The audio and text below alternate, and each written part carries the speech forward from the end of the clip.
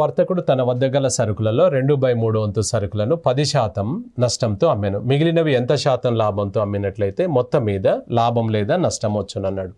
So ఇప్పుడు 2/3 వంతు అని అన్నాడు. ఇక్కడ చూడండి, 2/3 అంటే భిన్నం ఎలా రాస్తాం మనం పటము? 2/3 అంటే ఇలా,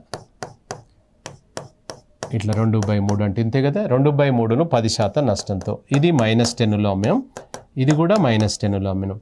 దీన్ని ఎంత కమ్మితే మనకేమన్నాడు? లాభం కానీ నష్టం కానీ రావద్దు అన్నాడు. అంటే రిజల్ట్ వచ్చేసి 0 అంటే ప్రాఫిట్ లేదు, లాస్ లేదనమాట. అట్లా 0 రావాలంటే ఫస్ట్ ఇక్కడ 10 పోయింది, ఇక్కడ 10 పోయింది, అంటే 20 పోయింది. అంటే ఇందులో 20 నువ్వు సంపాదించాలి అన్నట్టు దాని అర్థం. ఇప్పుడు టోటల్ చూడు, -10 ఇది +20, అప్పుడు ఏమైతే 0 అవుతుందా కదా చెప్పండి.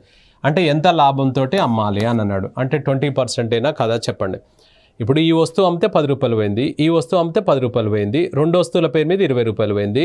ఇంకొంది నీ చేతిలో ఒకటే వస్తువు, దాన్ని ఎంత లాభంతో అమ్మితే మనకు నో ప్రాఫిట్ నో లాస్ రావాలి అన్నప్పుడు ఏంది? 20 రూపాయలకు అమ్మితే, 20 రూపాయల లాభంతో అమ్మితే, ఇది +20 తోటి అమ్మితే మొత్తం మీద రిజల్ట్ 0 వస్తుందా రాదా చెప్పండి. సో అలా 20% ఈజ్ ద ఆన్సర్ అనమాట.